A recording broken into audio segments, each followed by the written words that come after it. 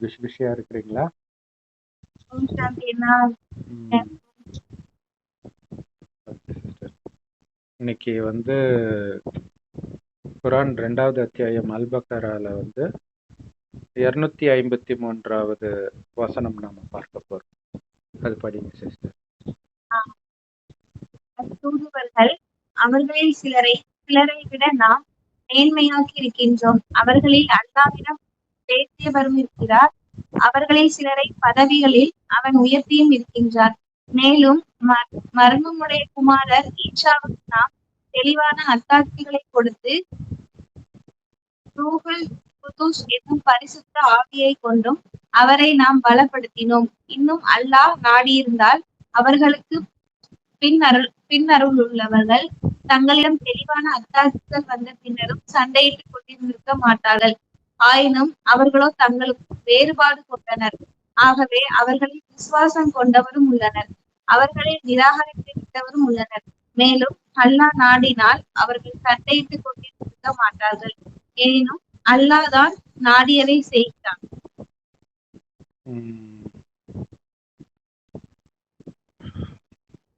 So இங்க வித்தியாசத்தை சொல்றார்.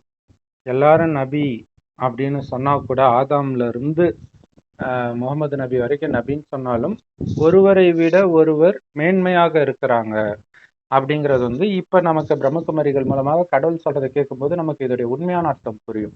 இல்லாட்டினா சிலரை விட சிலரை மேன்மையாக்கினார்னா அப்ப ஒருத்தரை டம்மி ஆக்கிட்டாரான்னு ஒரு அர்த்தம் வரும். ஆனா கடவுள் அப்படி சொல்லல. கடவுள் எப்படி சொல்றாருன்னா, ஒரு பெரிய கூட்டம், ஒரு 50,000 பேர் இருக்கிறாங்க மதுபன்லன்னா பார்த்து உங்கள ஒவ்வொருத்தரும் ஒருவரை விட ஒருவர் உயர்ந்தவர்.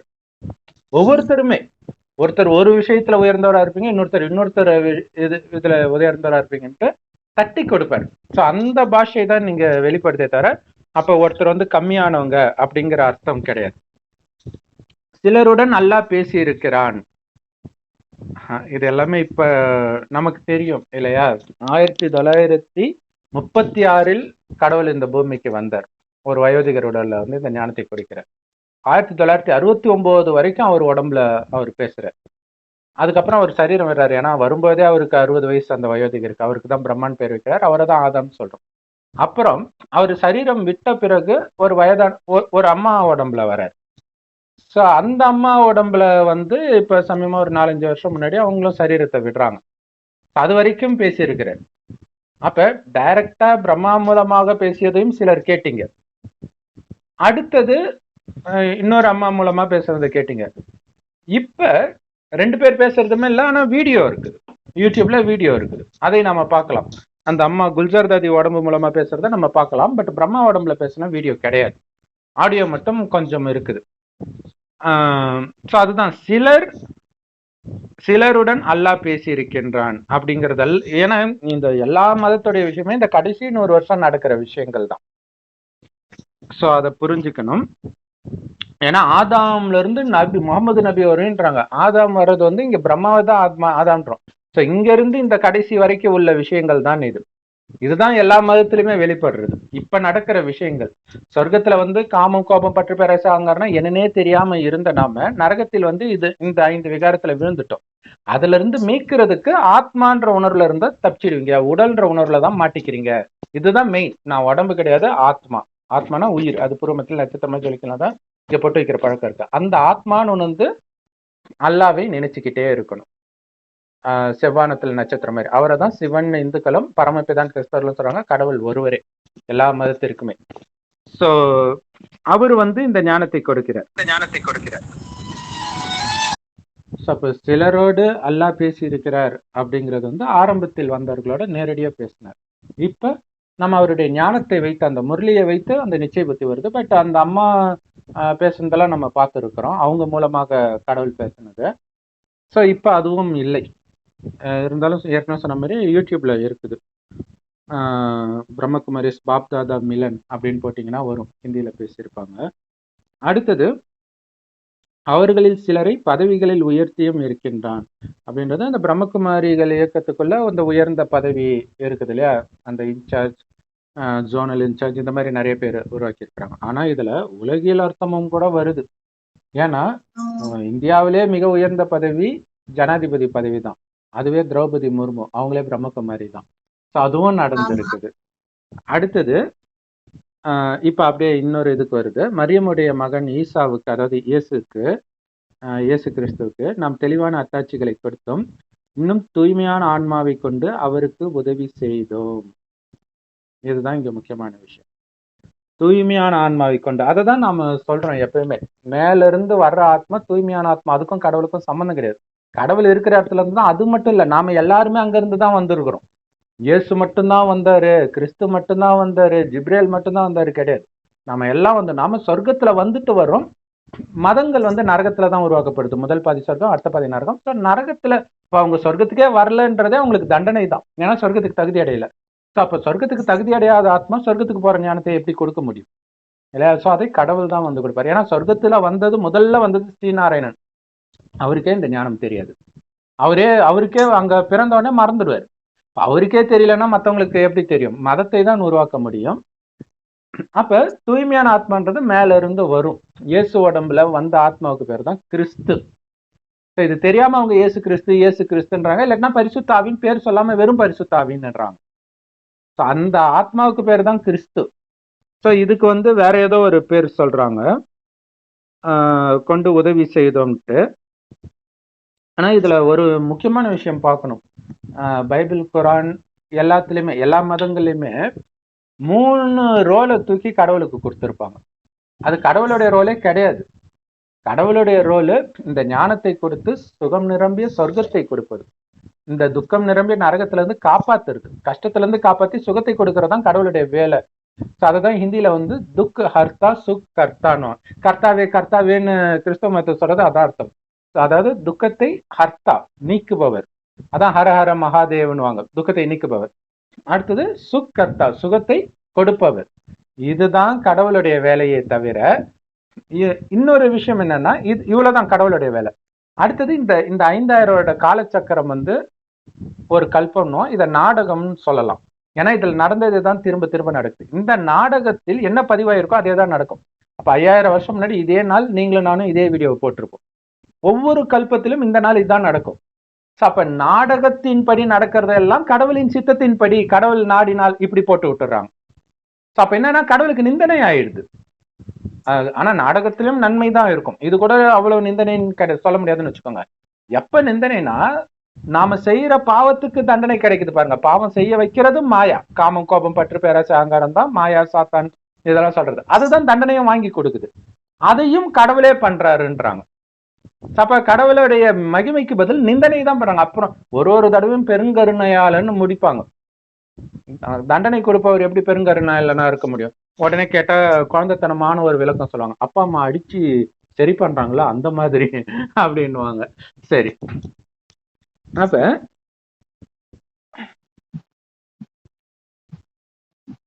அல்லாஹ் நாடி இருந்தால் தங்களின் தெளிவான அத்தாட்சிகள் வந்த பின்னரும் அத்தூதுவர்களுக்கு பின் மக்கள் சண்டை செய்து கொண்டிருந்திருக்க மாட்டார்கள் அப்படிங்கிறது இதுக்கு முன்னாடி வந்தவர்களை குறிக்கல.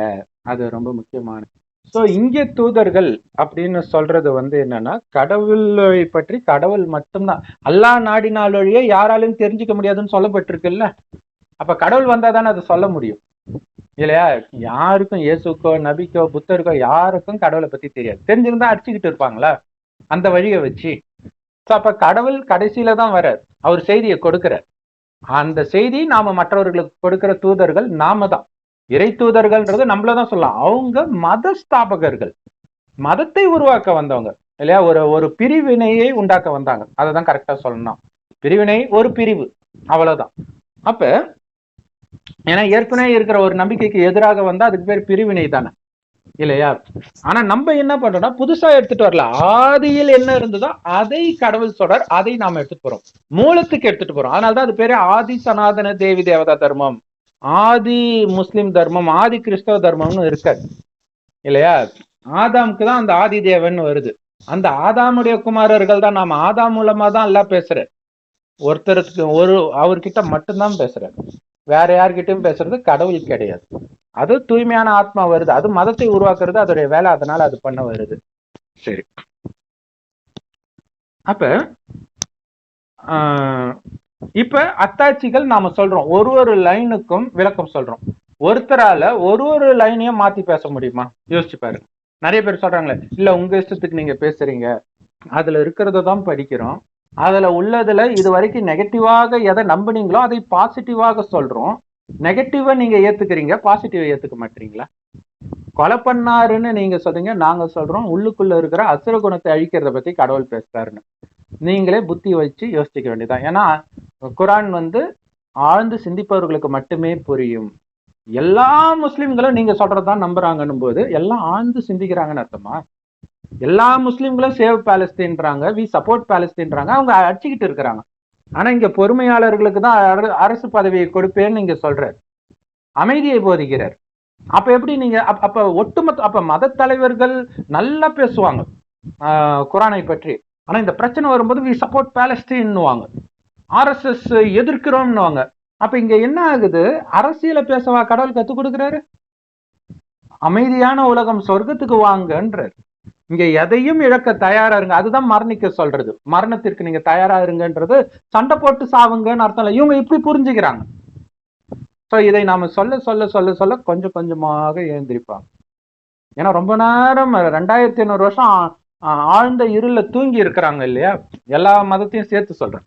முஸ்லிம் மதம் பார்த்தீங்கன்னா 1400 வருடம், அதுவும் எல்லாரும் ஆரம்பத்திலே வந்தவங்களுக்கு இது புரியும் ஓரளவுக்கு, ஆனாலும் சொல்ல மாட்டாங்க. சொன்னா அவங்க பக்கம் இருக்கிற கூட்டம் மற்றவங்க பக்கம் போயிடும்ட்டு.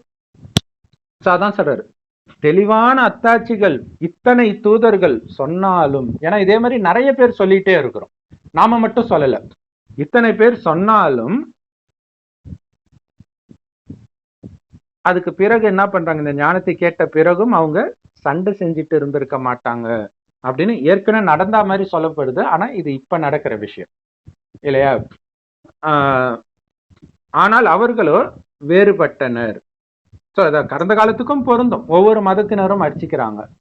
ஸோ இங்க கடவுள் சொல்றாரு, இது நாடகத்தின்படி இப்படிதான் பண்ணுவாங்க, உலகத்தை அழிக்க தான் செய்வாங்க, அப்பதான் சொர்க்கம் உருவாகும், நீங்க அமைதியா இருங்க, ஞானத்தை மட்டும் கொடுங்க, மற்றதெல்லாம் விலகி சாட்சியா பாருங்கன்ற. ஆனா என் மதம் அப்படின்ற உணர்வு, அதுலயும் தப்பிச்சிட்டீங்களா, என் குடும்பத்து மேல கை வச்சுட்டியான்னு வரும். அதெல்லாம் டெஸ்ட் பேப்பர் வந்துகிட்டே இருக்கும். அதெல்லாம் ஆடாம அசையாம அமைதியா இருக்கணும். ஏன்னா என் குடும்பத்துல இருக்கிறதுனால அவங்க பாவம் செஞ்சுட்டா தப்பிச்சிட மாட்டாங்க. நீங்க அவங்களை காப்பாற்றணும்னு போனீங்கன்னா கட்சியில நீங்க தான் மாட்டுவீங்க. இதுதான் விஷயமே ஒவ்வொரு தடவையும். சோ அப்ப கடவுளுடைய வழி என்ன? அமைதியா இருங்கன்றதுதான் கடவுளுடைய வழி. கவலை பண்ண சொன்னார், ஆனா இது அமைதி மார்க்கம்னா யார் நம்புவா? இல்ல சொல்றதுல முரண்பாடு இருக்குல்ல. இல்ல அவர் சண்டை போட சண்டை போடுறவங்கள கொலை பண்ண சொன்னாரு, அத மனுஷன் பண்ணுவான், அதை சொல்றதுக்கு அதுக்கு கடவுள் இல்லையா? ஒருத்தன் அடிச்சா திருப்பி அடிக்கிறது மனித வழி. அப்பயும் அமைதியா போன்னு சொல்றதுதான் கடவுளுடைய வழி. அதை சொன்னதுனாலதான் இயேசுவை கடவுள்னு அவங்க ஏத்துக்கிறாங்க. இங்க மனிதனை போய் கும்பிடுறாங்க. மனிதனை கும்பிட்டாலும் அவர் வெளிப்படுத்தினது தெய்வீக குணம், அதுதான் இந்த விஷயம். அவர் கடவுள் கிடையாது, ஆனா வெளிப்படுத்தினது தெய்வீக குணம். ஆனா இங்க வெளிப்படுத்தி இருக்கிறது என்ன குணம்? மேலோட்டமா பார்த்தா அதை புரிஞ்சுக்கணும். அதனாலதான் இந்த ஒரிஜினல் ஞானத்தை நம்ம புரிஞ்சுக்கிட்டு இப்ப போய் கிறிஸ்தவர்கிட்ட சொல்லலாம், இதோடைய அர்த்தம் இது, பைபிளுக்கும் அதுதான் அர்த்தம், பழைய ஏற்பாட்டிலும் கொலை பண்றதெல்லாம் இருக்கும், இதுதான் அர்த்தம், இதுல அடிச்சிக்க வேண்டிய விஷயம் கிடையாது, நீ உயர்ந்தவன் நான் உயர்ந்தவன் கிடையாது, ஏன்னா எல்லாமே மனித வழிதான், நேரடியான அர்த்தத்தை கடவுள் பிரம்மகுமாரிகள் மூலமாக சொல்றாங்க, வாங்கன்ட்டு போவாங்க. இல்லைன்னா கடைசி வரைக்கும் அடிச்சிட்டு இருப்பாங்க. ஸோ அதுதான் சொல்றாரு, சண்டை செய்து கொண்டிருந்திருக்க மாட்டார்கள், அவர்களோ வேறுபட்டனர், அவர்களில் நம்பிக்கை கொண்டோரும் உள்ளனர் இல்லையா? எல்லா மதத்திலையும் கொஞ்சம் பேர் இந்த ஞானத்தை கேட்பாங்க, கேட்காம விட்டுற மாட்டாங்க இல்லையா? இப்ப பாத்தீங்கன்னா நமக்கு நெகட்டிவ் கமெண்ட்ஸ் பார்த்தீங்கன்னா ஒருத்தர் 2 பேர் அவ்வளவுதான், அவங்களே தான் கண்டினியூஸா போட்டுட்டு இருப்பாங்க, மற்ற எல்லாமே பாசிட்டிவ் கமெண்ட்ஸ் தான் போடுறாங்க. ஆனா இதுல பாத்தீங்கன்னா ஆரம்பத்துல இருந்த அளவுக்கு இப்ப பார்க்க மாட்டாங்க. ஏன்னா பெரும்பான்மையானவர்கள் அந்த மதத்தை சார்ந்தவர்கள் போயிடுவாங்க, தேவதா தர்மத்து ஆத்மாக்கள் தான் இதை விரும்பி பார்க்கும். சோ அதுதான் சொல்றாரு, இதை ஏத்துக்கிறவங்களும் இருப்பாங்க, அல்லாவை நிராகரிச்சுட்டு மதத்து பின்னாடி ஓடுறவங்களும் இருப்பாங்க. அல்லாஹ் நாடி இருந்தால் அவர்கள் சண்டை செய்து கொண்டிருந்திருக்க மாட்டார்கள்ன்றது நாடகத்தின்படி அவங்க சண்டை போடுறாங்க, அவ்வளவுதான். நாடகமும் நினைச்சு பண்றது இல்ல, எது நடக்குதோ அது நாடகம்னு அமைதியா இருங்க அப்படின்னு கடவுள் சொல்றாரு. ஆனால் அல்லாஹ் தான் நாடியவற்றை செய்கிறான். அவர் செய்யறது என்ன? இவங்க அடிச்சுக்குவாங்கன்னு தெரியும், கேட்க மாட்டாங்கன்னு தெரியும். ஆனாலும் அவருடைய வேலையை அவர் பண்ணிட்டு தான் இருக்கார். முடிந்த அளவுக்கு எழுப்பிக்கிட்டு தான் இருக்காரு. அதையும் நாம அவருடைய தூதர்களாகிய நாமளும் இந்த ஞானத்தை கொடுத்துக்கிட்டு தான் இருக்கிறோம். அவர் இல்ல இந்த மதத்துக்காரங்களாம் மாற மாட்டாங்க, அவருக்கு தெரியும் இல்லையா? அதுல யாரோ ஒரு ஒரு 2% இருந்தாலே அதிகம் ஒவ்வொரு மதத்திலும் இந்த ஞானத்தை எடுப்பவர்கள். ஆனா அந்த 2% மக்களுக்கு தான் அவரு இந்த 100 வருடத்தையும் தன்னை அர்ப்பணிக்கிறார். அது பின்னாடி வரும் அவர் எப்படியெல்லாம் தன்னை அர்ப்பணிக்கிறாருன்றது. தூக்கம் இல்லாம, ஒரு வினாடி ஓய்வு எடுக்காம, அதெல்லாம் வரும். சரி, ஓகே. 254 படிங்க. விசுவாசம் கொண்டாரோ எந்த விதமான பேரமும் நட்பமும் பரிந்துரையும் இல்லாத நாள் வரும் முன் உங்களுக்கு நாம் அளித்தவற்றிலிருந்து செலவு செய்யுங்கள். இன்னும் நிராகரிக்க கூடியவர்கள் அவர்கள்தான் அநியாயக்காரர்கள். இது அவங்க என்ன புரிஞ்சுக்கிட்டாங்க? செலவு செய்யுங்கள் அப்படின்னு காசை பத்தி சொல்றாருன்னு நினைச்சுக்கிட்டாங்க. அவங்களுக்கு புரியல இது ஞானத்தை பற்றி சொல்றாருன்ட்டு. கடைசி நேரத்துல நீ பேரம் பேச முடியாது கடவுள்கிட்ட. ஐயோ அவனை விட்டுரு, அவனுக்காக எனக்கு தண்டனை கொடு, அவன் தப்பு செஞ்சா உனக்கு ஏன் தண்டனை கொடுக்கணும்? கிறிஸ்டின்ஸ் முஸ்லிம் சொல்லுவாங்களே, ஆதாம் ஏவாளுக்கு தப்பு பண்ணாங்க இல்லையா, அதுக்காக தான் நம்மள கடவுள் சோதிக்கிறார். அவருன்னா சைக்கோவா அவரு? இல்ல, அவங்கவுங்க செஞ்ச பாவத்துக்கு தான் தண்டனை கொடுப்பாங்க. மோச சட்டமே அதான் சொல்லுது, அப்பா செஞ்ச பாவத்துக்கு குழந்தைக்கு தண்டனை கிடைக்காது. அப்ப கடைசி நேரத்துல உங்க குழந்தைன்றதுனால விட்டுற மாட்டாங்க, உங்க கணவன்றதுனால விட்டுற மாட்டாங்க, உங்க அப்பா அம்மான்றதுனால விட்டுற மாட்டாங்க, உங்க மதம்னு விட்டுற மாட்டாங்க. சோ அப்படி ஒரு நாள் வரும். அப்ப நட்பு, நண்பர்கள் பக்கத்துல இருப்பாங்க, உறவினர்கள் இருப்பாங்க, பக்கத்திலே இருப்பாங்க, அவங்களால காப்பாற்ற முடியாது. அப்படி காப்பாற்ற பாருங்க, இந்த ஒரு விஷயம் அந்த ஹெசபுல்லா போன்ற தீவிரவாத அமைப்புகளுக்கு தெரிஞ்சா இத்தனை முஸ்லிம் உயிர்கள் போயிருக்காது. பாலஸ்தீன்ல சண்டை, அவங்க கம்மன் தான் இருக்கிறாங்க, இவங்க தான் போய் நாங்க காப்பாத்துறோம்னு போய் சண்டை போட்டு லட்சக்கணக்கில் உயிர் போயிட்டே இருக்கு இல்லையா? நடப்பவை அனைத்தும் அல்லாவின் சித்தம் நம்பினாதான் அவன் முஸ்லிமே. அப்ப அல்லாவின் சித்தம் நீங்க நம்பாதனால தான் சண்டை போடுறீங்க. அதுதான் அங்க விஷயமே. அமைதியா விட்டா அது அமைதியா தான் இருக்கும் இல்லையா? ஆனா அமைதியா விட தயாராக இல்லை. சோ அப்ப என்ன ஆகுது? இதுல என்ன பிரச்சனைன்னா, நீங்க பண்ண உங்களுக்கு பாவம் அதிகமாகுது, நீங்க மாட்டிக்குவீங்க. அதுதான் அங்க விஷயமே. அந்த நேரம் எதுவும் பண்ண முடியாது. இல்ல எங்க மதத்துல இப்படிதான் போட்டுருந்துச்சு, மதத்துக்கும் எனக்கு என்ன சம்மந்தம்? நான் உருவாக்குனேன்? எந்த மதத்திலயாவது கடவுளே உருவாக்குனாருன்னா இருக்குது? எங்கேயுமே கிடையாது. இயேசு சொல்லல கடவுள் பேசுறாரு, நான் கடவுள்னு இயேசு சொல்லல, நபி சொல்லல, புத்தர் சொல்லல. இங்க பிரம்மகுமாரிகள் மூலமாக தான் கடவுள் நான் பேசுகிறேன்னு சொல்றேன். சோ அதுதான் இங்க விஷயமே. அப்ப இந்த ஞானத்தை கொடுத்து உதவுங்கள். அந்த கடைசி நேரத்துக்கு முன்னாடி இந்த ஞானத்தை கொடுக்க வேண்டியது நம்மளுடைய கடமை. சோ அப்ப உங்களுக்கு அளித்தவற்றிலிருந்து உதவுங்கள். நமக்கு என்ன கொடுக்கிறார் கடவுள்? காசா கொடுக்கிறார்? ஞானத்தை கொடுக்கிறார். இதை நாம கொடுக்கறது எதுக்குன்னா, கடைசி நேரத்தில் நீங்க தப்பிச்சுக்கணும்ட்டு. ஆனால் நிராகரிப்பவர்களாகவே இருக்கிறாங்களே, அவங்க அநியாயக்காரர். ஏன் நிராகரிக்கிற? இப்ப நம்ம இதை கிருஷ்ணர் சொன்னாரு அல்லது சிவனே சொன்னாருன்னு சொன்னா கூட, சிவனை தான் அல்லான்றாங்க, பட் அந்த வார்த்தை கூட நம்ம பயன்படுத்தல, அல்லான்னு தானே சொல்றோம். அப்ப அல்லான்ற வார்த்தைக்காவது மரியாதை கொடுத்து என்னதான் சொல்றாங்கன்னு கேட்டிருக்கணுமா இல்லையா? அப்ப கடைசியில அவர் கேட்பார், உன்கிட்ட வந்துச்சா இல்லையா செய்தி? என் தூதனுடைய செய்தி நீ கேட்டியா இல்லையா? நான் ஒவ்வொரு மதத்துக்கு தனித்தனி வழியை சொல்லுவேன்னா, அப்ப எல்லா மதத்துல இருந்து விடுபட்டு தனியா சொல்றாரு. இது இந்த பிரச்சனை வரக்கூடாதுன்னா அவர் இந்து மதத்திலயும் வரல, கிறிஸ்தவ மதத்திலயும் வரல, இதுலயும் வரல. பாகிஸ்தான்ல தான் கடவுள் இந்த ஞானத்தை கொடுத்ததே. அதனால பாகிஸ்தானா பிரியறதுக்கு முன்னாடி இந்தியாவாகவே அது இருக்கும்போது. அப்ப தானும் மாறாம மற்றவர்களையும் மாற விடாம பெரிய டார்ச்சர் பண்றாங்களே, அவங்களுக்கு தான் கடுமையான தண்டனை கிடைக்கும். இது புரிஞ்ச பிறகு. புரிஞ்சிக்காம இருக்கிறவங்கள அவங்கள விட்டுருங்க. பட் புரிஞ்சும் விதாண்டாவாதம் பண்ணிட்டு இருக்கிறாங்க இல்லையா, குழப்பத்தை ஏற்படுத்துறாங்களே, அவங்கதான் அநியாயக்காரர்கள் அப்படின்னு சொல்றாரு. ஏன்னா இங்க அமைதியை கடவுள் போதிக்கிறாருன்னு நாம சொல்லிட்டு இருக்கிறோம். இது தப்பு, கடவுள் வன்முறையைத்தான் போதிக்கிறாருன்றது எப்படி ரைட்டா இருக்கும் இல்லையா? சரி, 255 படிங்க சிஸ்டர். அல்லாஹ் எத்தகையவன் என்றால், அவனை தவிர வணக்கத்திற்குரிய வேறு நாயன் இல்லை. அவன் ஜீவன் உள்ளவன், என்றென்றும் நிலைத்திருப்பவன். அவனை சிறு துயிலும் உறக்கமும் பீடிக்காது. வானங்களில் உள்ளவையும் பூமிகள் உள்ளவையும் அவனுக்கே உரியன. அவனுடைய அனுமதியின்றி அவனிடத்தில் பரிந்து பேசுபவர் யார்? அவர்களுக்கு முன்னால் இருப்பவற்றையும் பின்னால் இருப்பவற்றையும் அவன் நன்கறிவான். அவனுடைய நாட்டமின்றி அவனுக்கு தெரிந்தவற்றிலிருந்து யாதொன்றையும் முற்றிலும் மற்றெவரும் அறிந்து கொள்ள மாட்டார்கள்.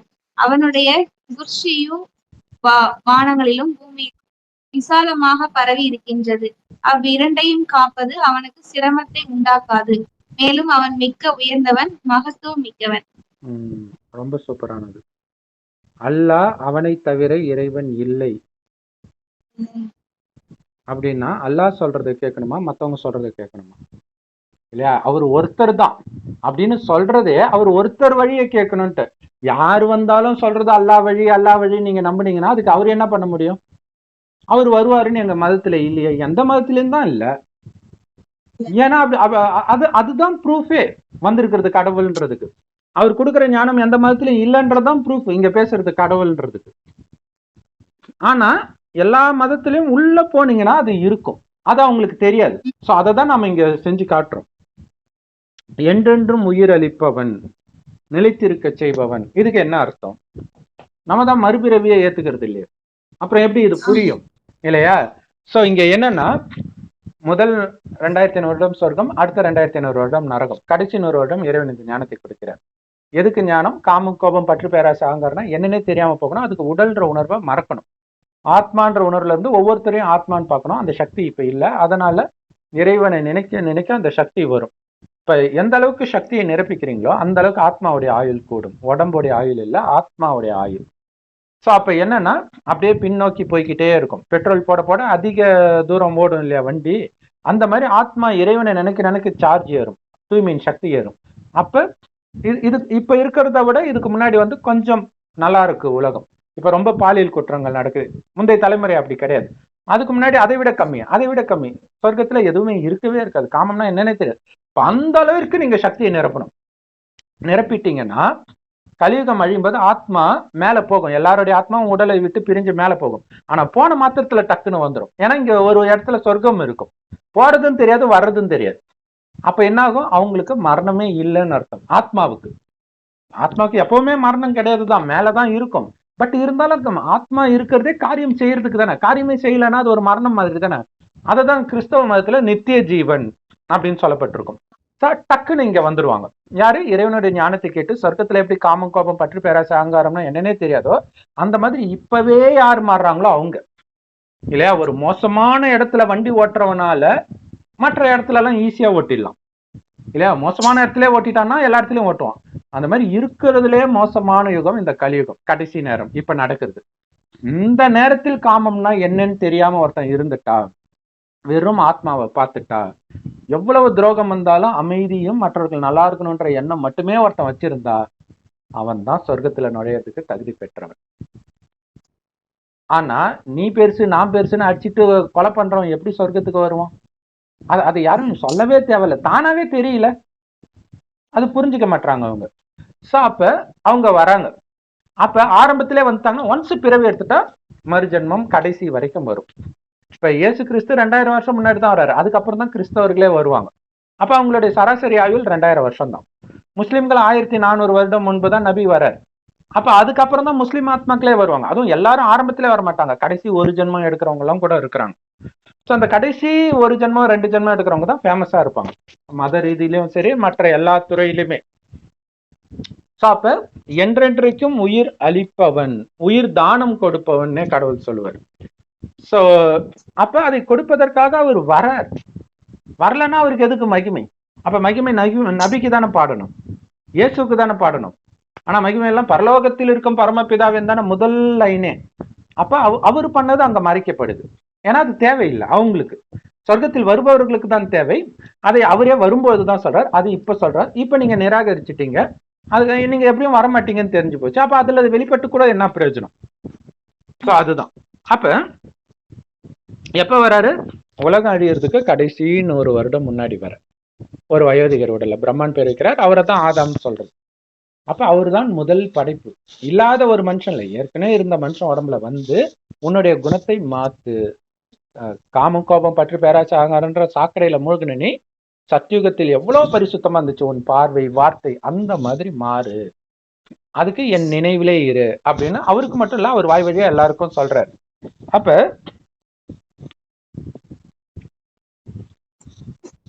இந்த 100 வருடத்தில் கடவுளுக்கு உடம்பு கிடையாது, அதனாலதான் இன்னொருத்தர் உடம்புல வராரு. இந்த 100 வருடத்தில் ஒரு வினாடி கூட அவர் ஓய்வு எடுக்கிறது இல்லை. ஏன்னா இந்த ஞானம் சொல்றது மட்டும் அவருடைய வேலை கிடையாது, நிறைய வேலை இருக்குது. கோயிலுக்கு போவாரு, கோயில்ல தீவிர பக்தர்கள் இருக்காருன்னா அவங்களுடைய ஆசையை நிறைவேற்றணும், காட்சி கிடைக்கும், ஸோ காட்சி கொடுக்கறதுக்கு போவாரு. முஸ்லிம்கள், கிறிஸ்தவர்கள் எல்லாருமே கடவுளுக்கு குழந்தை தானே, அங்க எவ்வளவு பக்தியா இருக்கிறாங்க, அவங்களுக்கு இயேசுவை நம்புறாங்கன்னா இயேசுடைய காட்சி கிடைக்கும். இந்த மாதிரி பக்தர்களை திருப்திப்படுத்திக்கிட்டே இருப்பார். ஆனால் அதுல நன்மை கிடையாது, அவங்க அதை மீறி வரமாட்டாங்க. என்ன பண்றது, குழந்தைக்கு சொல்றோம், டே இது வேணாண்டா, இருந்தாலும் தரையில புடிச்ச தரையில பிறண்டுட்டு அழுவுது, எனக்கு இதை வாங்கி கொடுத்தே ஆகணும், வேற வழி இல்லாம வாங்கி கொடுக்குறோமே. அந்த மாதிரி அவங்களுக்கு சரி உனக்கு இயேசுதான் வேணுமா, இந்தாப்பா அப்படின்ட்டு காட்சியை மட்டும் கொடுத்துறாரு. ராமகிருஷ்ண பரமஹம்சருக்கு காளி தேவி காட்சியை கொடுத்தாரு. ஸோ மேபி இப்ப மறுபிறவை எடுக்கலாம் எடுக்காம போகலாம், அது நமக்கு தெரியாது. ஆனா இந்த காட்சி கொடுக்கிற வேலையும் அவர் பண்றார். எல்லாத்துக்கும் மேல அந்த எண்ணத்தின் மூலமாக சக்தி கொடுக்க கொடுக்க தான் நமக்கே புத்தி ஓப்பன் ஆகும். இப்ப எனக்கு வந்து ஒரு 33 வயசுலதான் இந்த ஞானம் கிடைக்குது. அப்ப நான் யோசிக்கிறேன், ஏன் இவ்வளவு நாள் கிடைக்கல? ஸோ நாடகத்தின்படி எனக்கு இப்பதான் கிடைச்சிருக்குது. இறைவன் கொடுக்கிற சக்தி அந்த நேரம் புத்தி பூட்டு திறக்குது. உதாரணத்துக்கு வந்து நான் ஒரு 6வது படிக்கும்போது எங்க வீட்டு தெரு, அது ஆக்சுவலா பக்கத்து தெரு, பட் ஒரே தெரு தூரம் தான் இருக்கும். அந்த தெருவுல பிரம்மகுமாரி சென்டர் இருக்குது. எனக்கு தெரியாது, ஆனா அந்த வயசுல தெரியாது. என் ஃப்ரெண்டு வீட்டுக்கு பக்கத்துல தான் இருக்குது. அப்ப நான் ஒரு நாள் மாடியில, எங்க வீட்டு மாடியில, அது மழை டைம், அது அந்த டைம் நம்ம சின்ன வயசுல எல்லாம் பாத்தீங்கன்னா பெரிய பெரிய ஆண்டனா இருக்கும். மழை பெய்யும் போது ஆண்டனா எல்லாம் விழுந்துடும். அப்ப அதெல்லாம் அப்படியே பார்த்துக்கிட்டு அது ஒரு ஜாலியா இருக்கும் பாக்குறதுக்கு. மாடியில ஏறி நின்னா எல்லாரும் விட்டு ஆண்டனாவும் விழுந்து கிடக்கும். அப்ப பார்த்துக்கிட்டே இருக்கும்போது எனக்கு திடீர்னு தோணுது, நம்ம எப்பவுமே இருக்கிறோம்ல, அந்த நேரம் அது தேவையில்லாத எண்ணம். அந்த நேரத்துல எப்படி வரும் அந்த எண்ணம், நான் எப்பவுமே தானே இருக்கிறேன்னு தோணுது. அப்ப அத அநேகமா அது சண்டேவா இருக்கலாம், ஏன்னா மதிய நேரம் தான் நான் பார்த்தேன், எனக்கு நல்ல ஞாபகம் இருக்குது. சண்டே வந்து பிரம்மகுமாரி சென்டர்ல யோகா பண்ணுவாங்க கும்பலா சேர்ந்து. அப்ப அவங்க அந்த எண்ணம் வந்து நம்மை தாக்குது, அதுதான் அங்க விஷயம். அது ஒரு டைம் நடந்துச்சு. அதுக்கு அடுத்தது இது வந்து 6வது படிக்கும்போது. அதுக்கப்புறம் அந்த 33வது வயதுக்கு முன்னாடி, கொஞ்சம் முன்னாடி 32 அந்த மாதிரி வயது இருக்கும்போது திடீர்னு ஒரு நாள் எனக்கு என்ன தோணுது, யாரோ ஒருத்தர் இன்டர்நெட், அப்போ வந்து இப்போ ஃபேஸ்புக் மாதிரி அப்போ ஆர்குட்னு ஒன்று இருந்துச்சு, அப்போ வந்து சண்டை போட்டுட்டு இருக்கிறாங்க, ரஜினி ஃபேன்ஸ், கமல் ஃபேன்ஸ், இந்த மாதிரி சண்டை போட்டுட்டு இருக்கிறாங்க. அதுல ஒரு பையன் வந்து ஒரு பொண்ணு கிட்ட சொல்றான், கமல் ஃபேன் அந்த பொண்ணு பயங்கர கோபமா பேசிட்டு இருந்துச்சு. அந்த ரஜினி ஃபேன் சொல்றான், நீ வந்து மெடிடேஷன் பண்ணு அப்படின்றான். வெறும் இவ்வளவுதான் சொல்றான். அந்த பொண்ணு அதை கண்டுக்கவே இல்லை. ஆனா நான் அதை படிச்ச உடனே என்ன மெடிடேஷன் அப்படின்ட்டு போய் தேடுறோம். நைட்டு ஃபுல்லா யூடியூப்ல ஓஷோ, ஜிடு கிருஷ்ணமூர்த்தி, இன்னும் நிறைய பேர் இதை பார்த்துக்கிட்டே இருக்கிற. அதுல வந்து ஓஷோது கொஞ்சம் நல்லா இருந்தது, ஜிடு கிருஷ்ணமூர்த்தி ஏதோ சொல்ல வராருன்னு தெரியுது, ஈஷாக்கெல்லாம் பார்த்தோன்னே தெரிஞ்சிச்சு இது வேலைக்கு ஆகாதுன்ட்டு. பட் இருந்தாலும் எல்லாத்தையும் பார்க்குறோம், அது அந்த ஒரு ஈர்ப்பு வருது. அப்ப எனக்கு இன்னொன்னு தோணுது, இவ்வளவு நாள் நம்ம நம்பிட்டு இருந்தோம்ல நாஸ்திகம், கடவுள் இல்லைன்னு, அது ஏன் பொய்யா இருக்கக்கூடாது? ஏன்னா ஒரு இயேசு வந்து தன் உயிரையே கொடுக்குறாருன்னா அவர் என்ன பைத்தியக்காரரா? அவருக்கு என்ன, அவருக்கு அதனால லாபம் இருக்குதா? அப்ப ஏன் அதெல்லாம் உண்மையா இருக்கக்கூடாது? நான் பொய்ன்னு நினைச்சதெல்லாம் ஏன் உண்மையா இருக்கக்கூடாதுன்னு அந்த எண்ணம் அப்படியே அப்படியே அப்படி தலைகீழ பரட்டி போடுது. யாருமே என்கிட்ட எதுவும் பேசல, தானா நடக்குது. சோ அதுக்கப்புறம் நான் சர்ச்சுக்கு போறேன், இது போறேன். அப்புறம் கொஞ்ச நாள் கழிச்சுதான் இந்த ஞானம் கிடைக்குது. இப்ப ஆக்சுவலா என்ன நடந்திருக்குதுன்னா, அந்த நேரம் நான் வேற வீட்டுல இருக்கிறேன். அந்த வீட்டுக்கு பக்கத்துல ஒரு கீதா பாடசாலை இருந்திருக்குது. அந்த நேரம் இருந்திருக்குது. அவங்க யோகா பண்ணிருக்காங்க. அது நமக்கு மைண்ட்ல இவ்வளோ மேஜிக் பண்ணிருக்கு, அது அவங்களுக்கே தெரியாது. யோகா பண்ணா இவ்வளவு ஆகும்னு தெரியாது இல்லையா? அப்ப அதோடைய பவர் பாருங்க. அதுக்கப்புறம் அந்த பழைய வீட்டுல இருந்து நாங்க புது வீட்டுக்கு போறோம். அந்த புது வீட்டுக்கு ஒரு 4 வீடு தள்ளி கீதா பாடசாலை. அந்த கீதா பாடசாலை நடத்துற தாத்தா எங்க வீட்டுல வந்து பேசிட்டு இருப்பார். நானும் அவர் கூட பேசிட்டு இருப்பேன். ஆனா ஞானத்தை பத்தி எல்லாம் அவர் பேசுனது கிடையாது. அப்ப எங்க அம்மா சொன்னாங்க, அந்த தாத்தா வர்றாருல, அவர் வீட்டுல இருக்குடா. நான் வந்து அந்த தியானம்னு இதை பத்தியே யோசிச்சுட்டு இருக்கும்போது அவங்க சொன்னாங்க, ஏன் எனக்கு இவ்வளவு நாள் சொல்லன்ட்டு அப்புறம் அவங்க வீட்டுக்கு போறோம். அப்பதான் இந்த ஞானம் கிடைக்குது. அப்ப கடவுள் எந்த அளவுக்கு நம்மள ஃபாலோ பண்றாரு பாருங்க. ஏன்னா நமக்கு வந்து அந்த ஞானம் சொல்றது மட்டும்தான் தெரியும், சூக்ஷ்மமா எவ்வளவு பண்றாருன்னு தெரியாது. அததான் சொல்றாரு, ஒரு வினாடி கூட அவர் ஓய்வு எடுக்கிறது கிடையாது. அது வந்து முரளிலே சொல்லியிருக்காரு. அந்த அந்த ஆமா 100 வருடம் தான் ஆயுள் அவருக்கு. ஆனா அந்த 100 வருடத்தில் ஒரு வினாடி கூட அவருக்கு உடம்பு கிடையாது, தூங்க தேவையில்ல, எப்பவும் ஃப்ரெஷ்ஷா இருப்பாரு. குறிப்பா அமிர்த வேலை குழந்தைங்களுக்காக ஒதுக்குறேன்றாரு, காலைல 2 to 5. ஆனா உலகத்துல எல்லா இடத்துலயும் இறைவனுடைய குழந்தைங்க இருக்கிறாங்க. அப்ப ஒவ்வொரு ஆமா நாட்டுல 2 to 5 வெவ்வேறு இதா மாறிட்டு இருக்கும். அப்ப அதுலயே 24 மணி நேரம் நம்மள கரெக்டா சொல்லி இந்த டைம் எழுப்புங்கன்னு சொன்னா கரெக்டா எழுப்பாரு. ஆச்சரியமா இருக்கும். அப்படியே முதுகுல குத்துற மாதிரி இருக்கும், எட்டி உதைக்கிற மாதிரி இருக்கும், கதவை எட்டி உதைக்கிற மாதிரி சவுண்டு கேட்கும், என்னென்னமோ மேஜிக் எப்படி நடக்கும். ஆஹ் ஆமா அதெல்லாம் இதை நீங்க ஃபாலோ பண்ணும்போது தான் தெரியும். சரி, இவ்வளவு நேரம் இவன் வளரானே, நம்ம நம்பி தான் பாப்போமே, எங்க காலைல 2 மணிக்கு எழுப்பி விடட்டுமே கடவுளை, நான் நம்புறேன்ட்டு இதை பாக்குற ஆமா சகோதர சகோதரிகள் சொல்லிட்டு தூங்குங்க. நடக்குதா இல்லையான்னு பாரு. ம், இல்லையா? சோ அதுதான் சொல்றேன், இவ்வளவு அத்தாட்சியை நாம கொடுக்கிறோம். சோ அப்ப என்றென்றைக்கும் நிலைத்திருக்க செய்கிறார். அதனாலதான் இது பேரே ஆதி சனாதன தேவி தேவதா தர்மம். பிற்காலத்துல இது இந்துன்னு சொல்லிக்கிறாங்க. ஆனா அது தர்மத்தின் பேர் ஆதி சனாதனம். ஆதினா ஆரம்பத்தில் தோன்றிய, சனாதனம்னா என்றென்றைக்கும் நிலைத்திருக்கக்கூடிய. சோ அப்ப இந்து தர்மத்தை யாருமே உருவாக்கலன்னு ரொம்ப ஃபேமஸா சொல்லிக்குவாங்க. அதுல என்ன பெருமை? எங்க அப்பா யாருன்னே தெரியலன்றது பெருமையா? ஆனா கடவுளே எங்களுடைய அப்பான்றதே தெரியாம இருந்திருக்கிறோன்றதுதான் கொடுமை. கடவுளுடைய குழந்தைங்க தான் அனாதையா இருக்கிறோம். கிறிஸ்தவர்களுக்கு பைபிள் இருக்கு, முஸ்லிம்களுக்கு குரான் இருக்கு, அது பொய்யாவே இருந்தாலும் புடிச்சுக்கிறாங்க. இங்க எதுவுமே ஆமா இல்லையே, எதை பிடிக்கிறதுனே தெரியல, அதனால நாங்க எல்லாரையும் ஏற்றுக்கொள்வோம் அப்படின்ட்டு இருக்கிறாங்க. ரொம்ப பரிதாபமா அத இருக்குது இந்துக்களை பார்க்கும்போது, அனாதைகளா இருக்கிறாங்க. ஆமா சரி, ஆஹ்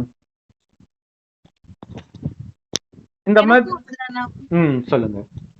எனக்கும் ஒரு 1 இயருக்கு ஞானம் கிடைக்கிறதுக்கு 1 இயருக்கு முன்னாடி தான் ம் இந்த பார்வதி, இந்த முருகன், பிள்ளையார் இவங்கெல்லாம் பார்த்தா இவங்க மட்டும்தான் சிவனோட குழந்தையா, நம்ம எல்லாம் ஏன் இருக்கக்கூடாது ம் அப்படிங்கிற மாதிரி அந்த சூப்பர். ஃபாலோ பண்ணும்போது வந்து பாத்தீங்களா என்ன மாதிரி சிந்தனை அவரு கொடுத்து எடுத்துட்டு வருவார். சோ இப்ப இதுல ஆமா நிறைய முஸ்லிம் கிறிஸ்டின் சகோதர சகோதரிகள்லாம் இறைவனுடைய ஞானம் பிரம்மகுமாரிகள் ஆகுறாங்க. ஒரு சகோதரி, ஆமா ஒரு முஸ்லிம் சகோதரி, அவங்க வந்து ஒரு தர்காவுக்கு போறாங்க நாகூர்ல. அங்க போய் உட்கார்ந்துட்டு இருக்கிறாங்க. பழனி முருகன் காட்சி தெரியுறாரு. அவங்களுக்கு தூக்கி வாரி போச்சு, என்னடா நம்ம முஸ்லிம் குடும்பத்துல இருக்கிறோம், இவரு கோவணத்தோட வேலை வச்சுட்டு நின்றுட்டு இருக்கிறாருன்ட்டு. ஏன்னா நம்ம தர்மத்து ஆத்மா அங்க போயிருக்கும், காட்சி கொடுத்தே அவர் எடுத்துட்டு வர்றாரு. ஸோ அப்ப அதுக்கப்புறம் தொடர்ந்து திரும்ப திரும்ப காட்சி வருது. ஸோ இந்த மாதிரி ஆமா நிறைய அற்புதங்கள் நடக்கும். ஸோ அது போக போக உங்களுக்கு தெரியும். பாண்டிச்சேரியில பாத்தீங்கன்னா இதே மாதிரி ஒரு முஸ்லீம் வந்து கோயிலே, முருகன் கோயிலே கட்டியிருப்பார். அது வந்து பக்தி ஆமா மார்க்கம், அதுக்கும் ஞானத்துக்கும் சம்பந்தம் இல்லை, சொல்றேன். அந்த தர்மத்து ஆத்மா இதுதான். பிடிச்சி இழுத்துடும். இதை யாரும் ஆமா எதுவுமே பண்ண முடியாது. ஒரு சில மதங்கள்லாம் வந்து மற்ற மதங்களை எல்லாம் அழிக்கணும்னு நினைக்கலாம், அது முடியவே முடியாது. அந்த தர்மத்து ஆத்மாக்கு அது தானாவே தோணும். ஆக்சுவலா ஆமா சொர்க்கத்துல யாருமே கடவுளை நினைக்க மாட்டோம், நரகம் வந்தோடனே தானாவே கடவுளுடைய ஞாபகம் வருது பாருங்க. இப்ப நம்ம கொடுக்கிற ஞானம் தான் பின்னாடி பைபிள் குரானாக எமர்ஜ் ஆகும் அங்க வரும் பொழுது. ஆமா கடைசியில முகமது நபி, இயேசு கிறிஸ்து, புத்தர், ஒவ்வொரு மத ஸ்தாபகர், வள்ளலாறு எல்லாருமே இந்த ஞானத்தை எடுப்பாங்க. சொல்லணும்னு நினைக்கும் போது உயிர் பிரிஞ்சிடும். அதனாலதான் அவங்களுடைய ஆசையை நிறைவேற்றுறதுக்கு தான் அவங்கள அனுப்புவார் மறுபடியும் வந்து. அவங்க சொல்லுவாங்க, அது இருந்தாலும் அவங்களுடைய ஞானம் மதத்துடைய ஞானத்திலே ஊறி இருப்பாங்களே, அதையும் இதையும் கலந்து சொன்னதுதான் இறைவனுடைய ஞானமும் இருக்கு, அதுவும் இருக்குது, ரெண்டுத்தையும் சேர்த்து சொல்றோம். ஸோ அதுதான் பாத்தீங்கன்னா இந்து மதத்துல எல்லாம் பாத்தீங்கன்னா முனிவர்கள் அரக்கிய கல்யாணம் பண்ற மாதிரி இருக்கும் இல்லையா, ரெண்டும் ஆப்போசிட். ஸோ ரெண்டுமே இருக்குது. ஸோ இப்படிதான் எல்லா மதங்களும் இருக்கும். ஸோ அதுல அப்படி பிரிச்சு, அன்னப்பறவை எப்படி பாலை மட்டும் தனியா பிரிச்சு எடுக்குது, அந்த மாதிரி நம்ம ரத்தினங்களை மட்டும் தனியா எடுத்து கொடுக்குறோம் பாருங்க. இதுதான் கடவுளுடைய ஞானம் அப்படின்னு. ஸோ இதுல லக்கு உள்ளவங்க புரிஞ்சுக்குவாங்க, மற்றவர்கள் நிராகரிப்பாளர்களாகவே இருப்பாங்க, அவங்க அநியாயக்காரர்கள் சொல்லப்பட்டிருக்குது. ஸோ கடவுளுக்கு சின்ன தூக்கம் கிடையாது, ஆழ்ந்த உறக்கம் கிடையாது. வானங்களில் உள்ளவை பூமியில் உள்ளவை அவனுக்கே உரியனன்ட்டு இருக்குது. ஸோ இது வந்து அவரு உட்கார்ந்து படைத்தாருன்னு அர்த்தம் கிடையாது. இந்த ஞானத்தை கொடுத்து நம்மை அவருக்கு ஈக்குவலா தூய்மை ஆக்குறாரு.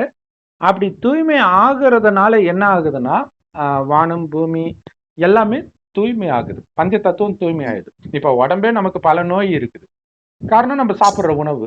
அதுக்கு காரணம் பஞ்ச தத்துவமே அப்படி இருக்குது. இப்ப பஞ்ச தத்துவத்தை தூய்மையாக்கும் போது வளர்ற செடிகளும் நல்லா இருக்கும், அதை சாப்பிடுற நம்ம உடலும் நல்லா இருக்கும். இப்ப மண்ணுக்கு சத்து கிடையாது, செயற்கை உரம் தான் போடுறாங்க. ஸோ காற்று, நம்ம சுவாசிக்கிற காற்று, அதாவது பொல்யூஷன் ஆகுறது அடுத்த விஷயம். மனிதனுடைய எண்ணம் அங்க கலந்துருக்கும். எல்லாம் சுயநலமான எண்ணம், காமம் எண்ணம், கோபம் எண்ணம், இது எல்லாத்தையும் சுவாசிச்சுட்டு இருந்தீங்கன்னா உங்களுக்கு நோய் வராட்டினாதான் ஆச்சரியம். சோ அவ்வளவு மோசமா இருக்குது. சோ இதை தூய்மையாக்குறது அவர் பண்றார். அவர் கொடுக்கிற ஞானத்தின் மூலமாக இது நடக்குது. அவன் அனுமதியின்றி அவனிடம் யார் பரிந்துரை செய்ய முடியும்? சோ என்ன பரிந்துரை? ஞானத்தை நம்ம கொடுக்கிறோம், நீங்க கேட்கலன்னா அவர் என்ன பண்ண முடியும்? அவர் காட்டுவார், காட்சியே காட்டுவார். சப்போஸ் இந்த வீடியோ பாக்குறாங்கன்னா இந்த வீடியோ பார்த்ததை காட்டுவாரு, நெகட்டிவ் கமெண்ட் போட்டதை காட்டுவாரு, திரும்ப திரும்ப அதுக்கு நம்ம ரிப்ளை பண்ணதை காட்டுவாரு. இவ்வளவும் சொல்லிதான் ராஜா நீ விட்டுருக்கிறேன்னு காட்டுவாரு. அப்ப ஒண்ணுமே பேச முடியாது, அமைதியா இருக்க வேண்டியதுதான். அதுதான். அப்ப அவங்களுக்கு என்ன பதவி கிடைக்குமோ அதுதான் கிடைக்கும். நரகத்துல, சொர்க்கத்துல கிடையாது. சொர்க்கத்துக்குள்ள வரமாட்டாங்க. அந்த மதத்திலயுமே கூட ஆரம்பத்துல வரமாட்டாங்க. சோ அப்படி ஆயிடும். ஏன்னா கடவுளுக்கு எதிராகவே பண்ணிட்டு இருக்கிறாங்க இல்லையா, அதனால. அப்ப முன்னர் உள்ளவற்றையும் அதுக்கு பின்னாடி இருக்கிறதையும் நன்கறிபவன். இது கீதையில இருக்கும். அர்ஜுனா, நீயும் நானும் எப்பவுமே இருக்கிறோம். அதாவது ஆத்மாவும் பரமாத்மாவும் எப்பவுமே இருக்குது. ஆனா இதுக்கு முன்னாடி உன்னுடைய பிறவிகளை பற்றி உனக்கு தெரியாது, எனக்கு தெரியும், நான் சொல்கிறேன். அததான் கடவுள் சொல்றாரு. நீங்க இதே பூமி சொர்க்கமா இருந்துச்சு, நீங்க தேவதைகளா இருந்தீங்க, இப்ப அனைத்தையும் இழந்துட்டீங்க, மீண்டும் சொர்க்கம் ஆக போகுது, அதுக்கு உங்களை தகுதிப்பட்டுக்கோங்கன்னு சொல்றேன். ஸோ இதுதான் முன்னாடி உள்ளதையும் பின்னாடி உள்ளதையும் நான் அறிவேன், அதை சொல்றாரு. இவ்வளவும் சொல்றோம். அதாவது ஒரு லைன் விடாம நம்ம அர்த்தம் சொல்றோம், அதை தான் புரிஞ்சுக்கணும். அடுத்தது, அவன் ஞானத்திலிருந்து எதையும் அவன் நாட்டமின்றி எவரும் அறிந்து கொள்ள முடியாது. இதோடைய அர்த்தம் அவருக்கு எல்லாருக்கும் விரும்பணும், அவருடைய விருப்பம் எல்லாரும் அடையணும், எல்லாரும் நாராயணன் ஆகணும் தான். அவர் ஒன்றும் ஒருத்தர் நாசமா போகணும்லாம் கடவுள் நினைக்க மாட்டார். அப்புறம் எப்படி பெருங்கருணையால? இப்ப நமக்கே இந்த ஞானத்தை எல்லாருக்கும் கொடுக்கணும் தானே தோணுது. அப்ப இது கடவுளுடைய நிந்தனை. ஆனா அங்க வார்த்தை என்ன அப்படின்னா, அவர் வராத வரைக்கும் யாரும் அறிய முடியாதுன்றதான் கரெக்டானது. அவரே சொன்னால்தான் தெரியுமே தவிர அது வரைக்கும் யாருக்கும் தெரியாது. அவனுடைய ஆட்சி அதிகாரம் வானங்களிலும் பூமியிலும் பறந்து நிற்கிறது. ஸோ அங்க கடவுள் சொல்லுவாரு, இப்ப சைனாவுடைய ஒரு பலூன் அமெரிக்கால பறந்துச்சுன்னு சுட்டு தள்ளினாங்க. உளவு பலூன், உளவு பார்க்கறதுக்காகன்ட்டு.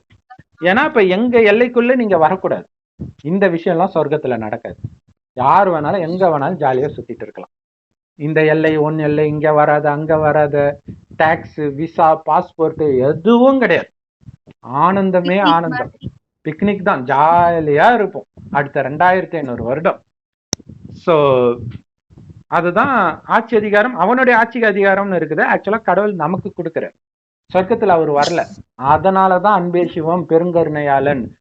நம்ம லௌகிக அப்பா என்ன பண்ணுவார், அவர் அனுபவிச்சுட்டு அதுக்கு மேல எடுத்துட்டே போக முடியாதுன்னும் போது அவருக்கு பிடிச்சவருக்கு கொடுத்துட்டு போயிடுவார். அதுல பாரபட்சம் வந்துடும். இங்க அப்படி கிடையாது, பிடிச்சவன் பிடிக்காதவன்லாம் கிடையாது. ஞானத்தை கொடுக்கிறார், நீ ஃபாலோ பண்ணி உன்னை தயார்படுத்திக்கிட்டான்னு நீ வந்துடுவ. தயார்படுத்திக்கலன்னா அதுக்கு நான் என்ன பண்ண முடியும்? அவ்வளவுதான். சோ அவ்விரண்டையும் காப்பது அவருக்கு சிரமம் அல்லன்றத நம்ம மூலமா தான் காக்குறார். நாம தான் சொர்க்கத்தில் நாராயணனாக பிறக்கிறோம். அதனாலதான் இந்து மதத்துல காக்கும் கடவுள் விஷ்ணுன்னுவாங்க, நாராயணன்னுவாங்க. படைக்கும் கடவுள் தான் சிவன்னுவாங்க. அப்ப இங்க படைக்கிறாரு, இங்க படைக்கிறது குணத்தை மாத்தி அனுப்புறாரு சொர்க்கத்துக்கு கேட்ட. அந்த குணம் தான் அங்க பாதுகாக்குது. சோ அதுதான் படைக்கும் காக்கும் கடவுள் விஷ்ணு அப்படின்னு சொல்லப்படுறது. அழிக்கும் கடவுள் சிவன் சொல்லிட்டாங்க, அது சிவன் கிடையாது, சங்கர். ஆக்சுவலா படைக்கும் கடவுள் பிரம்மான்னு சொல்லிட்டாங்க. பிரம்மா கிடையாது, பிரம்மா மூலமாக சிவன் படைக்கிறார். சங்கர்ன்றது சிவன் கிடையாது. அந்த கழுத்துல பாம்பு போட்டு உட்கார்ந்துட்டு இருக்கிறது சிவன் கிடையாது. அவர் ஒளிப்புள்ளியா தான் இருக்கார். அதை தான் லிங்க ரூபத்துல நம்ம பூஜை பண்றோம். ஒளின்றதோட ஒளிதான் அதோடைய அர்த்தம். சரி, மிக உயர்ந்தவன், மகிமை எல்லாமே அவர் ஒருவருக்கே அப்படின்னு சொல்றாரு. ஓகே சிஸ்டர், இதோட நம்ம இன்னைக்கு முடிச்சுக்கலாம். வேற ஏதாவது சொல்ல விரும்புறீங்களா?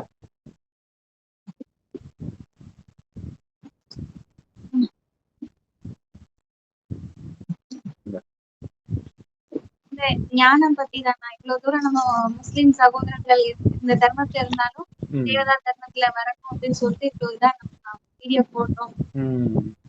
ஸோ அதை அவங்க புரிஞ்சுக்கணும், கரெக்டான விதத்துல புரிஞ்சுக்கணும். ஸோ இல்லாட்டினா கடைசியில கஷ்டப்பட போறது யாரு இல்லையா? ஸோ அதனால அதுக்காக தான் இதை கொடுத்துட்டு இருக்கிறோம். ஸோ அதை புரிஞ்சுக்கோங்க, பயன்படுத்திக்கோங்க. ஒரு டைமுக்கு அப்புறம் இன்டர்நெட் இருக்காது, கரண்ட் இருக்காது, விநாச காலம் சாப்பிட்றதுக்கு தண்ணி கூட கிடைக்காது, கோடி ரூபாய் கொடுத்தாலும். அந்த நேரத்துல அழுது புலம்பி பிரயோஜனம் இல்லை. அந்த நாளைத்தான் அவர் சொல்றாரு, பேரம் பேசினா வேலைக்கு ஆகாது, நண்பர்கள் உறவினர்கள் யார் எது சொன்னாலும் அவன் தண்டனையை அவன் அனுபவிச்சே ஆகணும். கொல்கத்தா டாக்டருடைய நிலைமையை பார்க்குறோம். தினம் தினம் கற்பழிப்பு நடக்குது. 4 வயசு குழந்தை எல்கேஜி படிக்குது. போகும்போது ஹெச்எம் போறாரு கார்ல. சரி, ஹெச்எம் தானே போறாருன்னு கொடுத்து அனுப்புறாங்க. போற வழியில வந்து பாலியல் சீண்டல ஈடுபடுறான். அந்த பொண்ணு கத்துது, பயந்துட்டு என்ன பண்றான், வாயை அடைக்கிறான். அந்த பொண்ணு மூச்சு திணறி சாகுது. இன்னொரு இடத்துல சமீபமா நேத்து வீடியோல போட்டிருக்கோம். ஸோ அந்த ஜென்ரல் வீடியோ கூட பாருங்க. ஸோ இவ்வளவு மோசமான விஷயங்கள் நடக்குது. இங்க பாத்தீங்கன்னா 10 மாச குழந்தைய கற்பழிச்சிருக்கிறாங்க. அங்க பாத்தீங்கன்னா ஒடிசால வந்து தண்ணி அடிச்சுட்டு நிறைய பசங்க வந்து காரை பிளாக் பண்ணி ஒரு ஆணை போட்ட பிடிச்சி தள்ளும் போது அவனுடைய ஒய்ஃப் வெளியில வரா, அதாவது கல்யாணம் பண்ணிக்க போற பொண்ணு வெளியில வரா. வரும்போது அவளையும் பிடிச்சி தள்ளனே, சரி கூட்டம் அதிகமா இருக்குன்ட்டு இவங்க போய் அப்படியே போலீஸ் ஸ்டேஷன்ல கம்ப்ளைண்ட் பண்ண போறாங்க. போலீஸ் ஸ்டேஷன்ல போன உடனே அந்த பொண்ணு ஏற்கனவே தண்ணி அடிச்சிருக்காளா என்னன்னு தெரியல, கொஞ்சம் ஆட்டிடியூட் தான் காட்டுறான். வீடியோலாம் இருக்குது. ஸோ அப்ப அதெல்லாம் இவளும் வீடியோ எடுக்கிறான், அவங்களும் வீடியோ எடுக்கிறான். அதுக்கப்புறம் என்ன நடந்துச்சுன்னு தெரியல. அதுக்கப்புறம் அந்த பொண்ணு அழுதுட்டு சொல்றான், என்னை இட்டுட்டு போய் ட்ரெஸ் அவுத்து பயங்கரமா டார்ச்சர் பண்ணாங்க, நெஞ்சிலே வந்து அந்த ஆம்பளை போலீஸ் குத்தனா. இன்னும் அருவருப்பாக அந்த வீடியோல நிறைய சொல்லியிருப்போம். ஸோ இவ்வளோ விஷயம் தினம் தினம் நடந்துட்டு இருக்குது. இது நரகம் இல்லைன்னு நம்புறீங்களா? இது இல்லாம உங்களுக்கு தனியா வேற நரகம் வேணுமா? இங்க இப்ப பாலஸ்தீன் மக்களுக்கு நடக்கிறது நரகம்னு தெரியலையா? அப்ப எதுக்கு காப்பாத்த சொல்றீங்க? நரகன்றதுனால காப்பாத்த சொல்றீங்க. இல்ல அங்க வேணா நரகம், நாங்க நல்லா தானே இருக்கிறோம், நடக்கும், இங்கேயும் வரும், வர்றதுக்குள்ள தப்பிச்சிடுங்க. அதுக்குதான் இறைவனை நினைத்து உங்களுடைய குணத்தை மாத்திக்கிட்டீங்கன்னா தப்பிச்சிடுவீங்கன்றார். இயற்கை சீற்றம் கூட உங்களை ஒன்றும் பண்ணாதுன்ற. சரிங்க சிஸ்டர். கட்சியில டூ லேட் ஆயிடும். அதுக்கப்புறம் ஒன்றும் பண்ண முடியாது. முயற்சி பண்ண டைம் இருக்காது. ஸோ இப்போ எதுவுமே நடக்காத போதே நீங்க முயற்சி பண்ணிட்டீங்கன்னா பிரச்சனை கிடையாது, இல்லைன்னா மாட்டிக்கும். இன்னொன்னு என்னன்னா, இந்த இதுக்கு பேரு அல் பக்காரா, இந்த அத்தியாயத்துக்கு பேரு, அதுக்கு பேரு புனிதமான பசு. பேரே புனித பசு. பசுமாட்டை சாப்பிடுறது ஏன் சாப்பிடக்கூடாது? உண்மையிலே இவங்க தான் பசுமாட்டை சாப்பிட்டா சண்டைக்கு வரணும். அது பேர் புனித பசுன்னு போட்டிருக்குன்னு கூட அவங்களுக்கு தெரியல. என்ன பண்றது இல்லையா? பசு மட்டும் இல்ல, எந்த உயிரையுமே சாப்பிடக்கூடாது இல்லையா? இல்ல, மனிதர்களுக்கும் மற்ற ஜீவராசிகளுக்கும் தாவரத்தை உணவாக படுத்தியது தான் பைபிள் முதல் அத்தியாயத்திலே இருக்கும். குரான்ல கனிகளை படைத்தேன்னு இருக்கும். ஆனா என்ன பண்றது, இச்சைக்கு அடிமையானதுனால 2 மனித வழியும் இதுவும் கலந்துருக்குனால மனித வழியில எங்கேயோ ஒண்ணு எடுத்து பாருங்க, இதுல சாப்பிடலான்னு போட்டிருக்கு பாருங்க. யாருக்கு நஷ்டம்? நம்ம உண்மையை எடுத்து காட்டுறோம். இல்ல பொய் தான் எனக்கு பிடிக்குதுன்னா ஒன்றும் பண்ண முடியாது. ஓம் சாந்தி. Thank you sister. எல்லா சகோதர சகோதரிகளுக்கும் நன்றி.